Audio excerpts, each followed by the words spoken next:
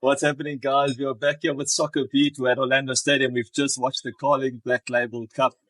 The All-Stars took it 3-0. We saw some fantastic performances from some youngsters. What did you make of the game? Who in the game impressed you? It was good, eh? It was really good. I mean, for the youngsters. Sorry, Mike, we cannot start. I know people are waiting to hear the whistle from Season Jagas, yeah.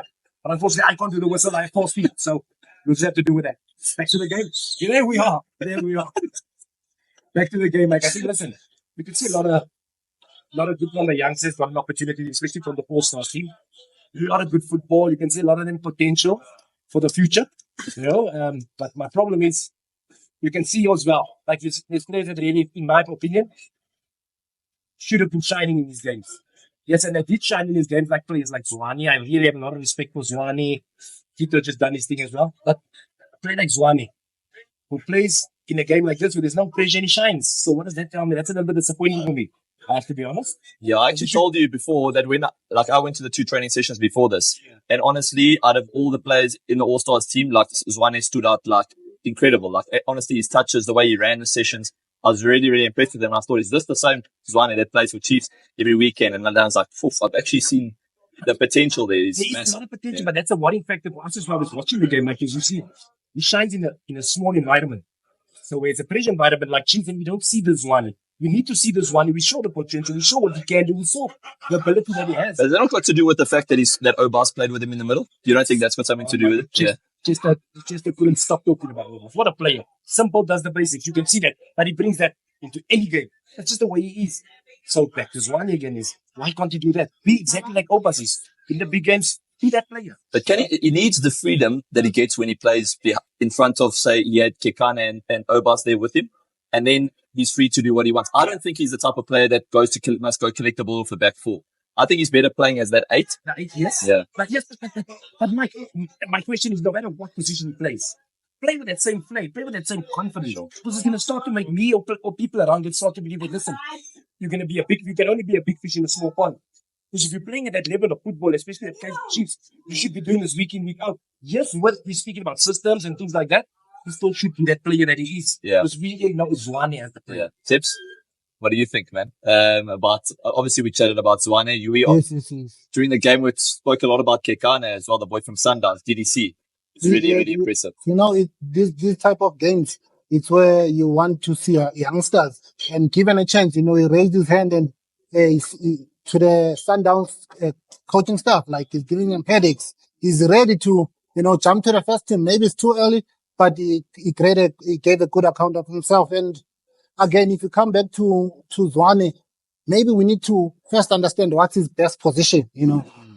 That's how we can get the best out of him. Is he an 8? Is he a 6? Is he a 10? Because first half he started as a 10. What a pass for the first goal. What a pass. Those are the pass you see from number 10, and he's got that arrogance, he's got that football brain. But again, my question is his best position. Is he 8, 6, 10? Yeah. There was times when I looked at Kekana receive the ball in the midfield and I was like, is that Obas or is that Kekana? Like you almost can't tell the difference. That's the quality that I saw from him today. And, to add on that, the way they scan when and their body positioning, it tells you that these boys are well coached. Because every time they go to receive, they always scan and check around them. Where's the number 10 or where's the opponent? What do I, because of course, when you scan, you'll know your next pass. Is it a one touch? Do I turn? Do I bump it off defender to the fullback? I like how they scan and their awareness in those positions, top class. Cool. Before we'll hit a quick ad break, we'll be back in a couple.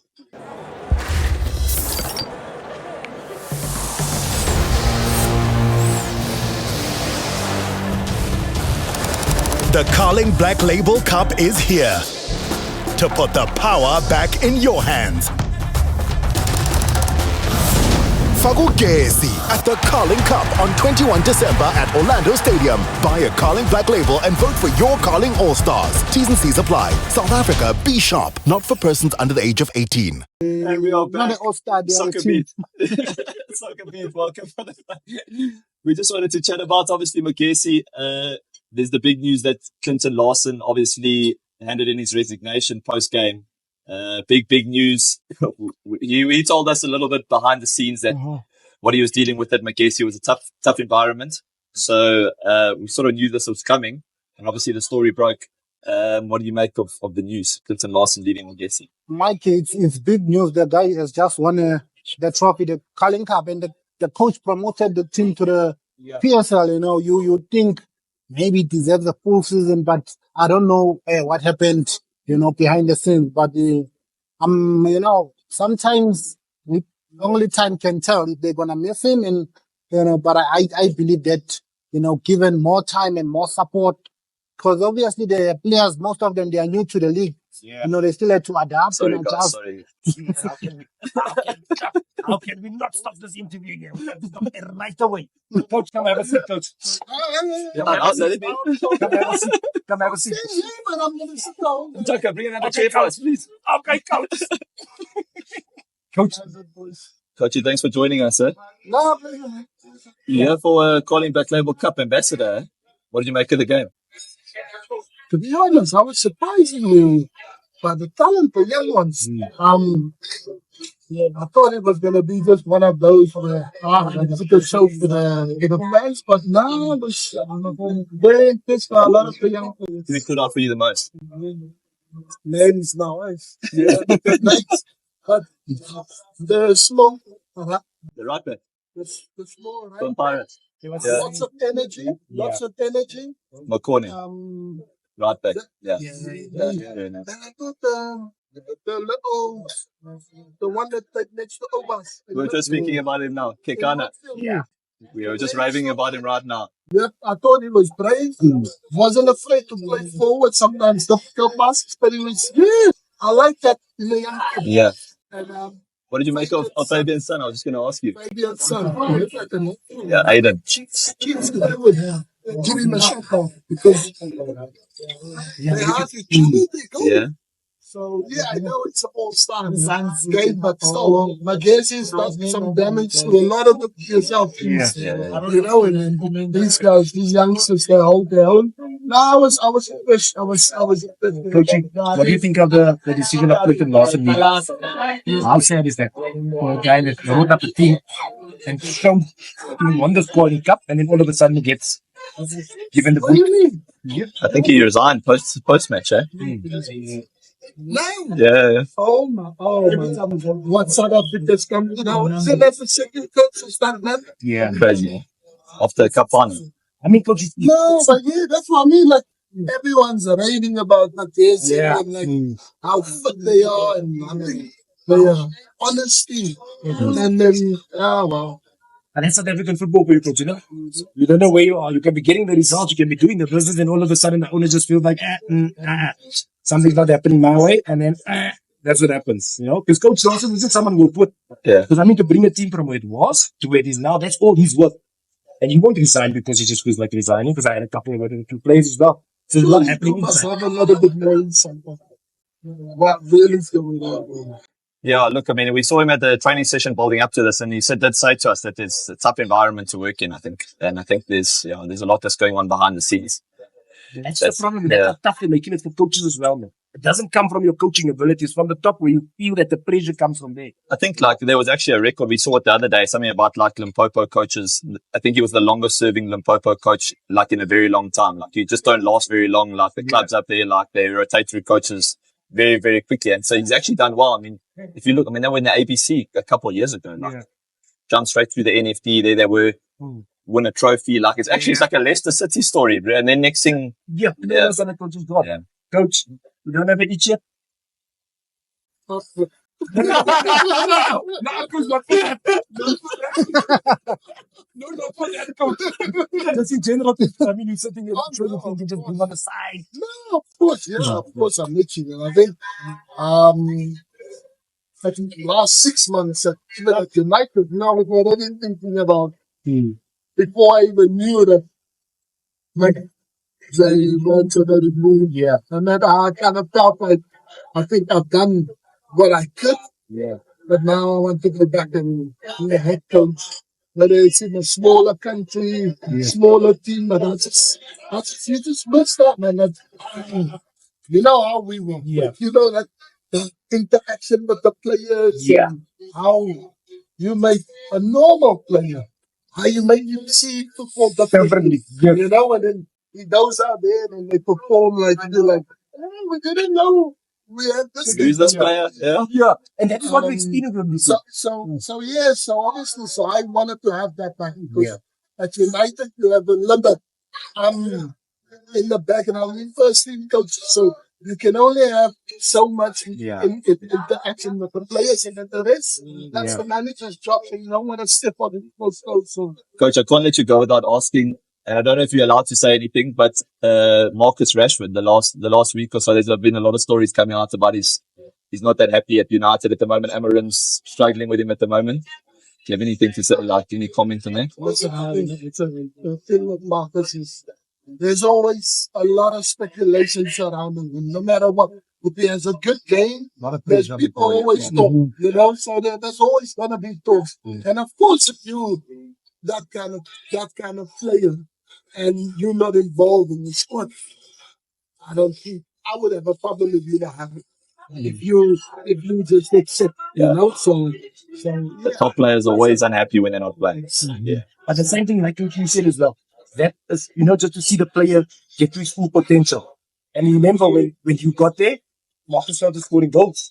You know what I'm saying? He was scoring goals. And then all of a sudden that just disappeared. You hold that relationship, and I think once you tap into players and you kind of hit the right notes and you put them in a space where actually I'm enjoying myself and you understand, they can just be them, and then you have a completely different animal. But then when you start caging,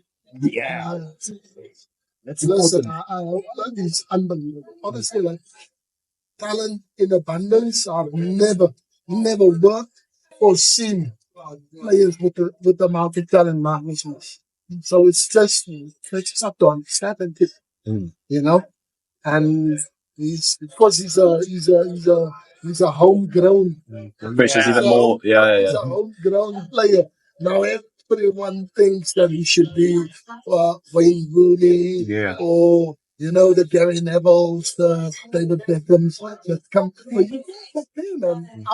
That generation of players and this generation of players are completely different. The pressures are different now. We never played in a social media. In this kind of environment. You understand? So we were much more thicker skins because we used to get a couple of pens. Yeah, you gotta wait for the next day to read the newspaper. These guys, like literally, as you get into the dressing room, it's like your phone's just like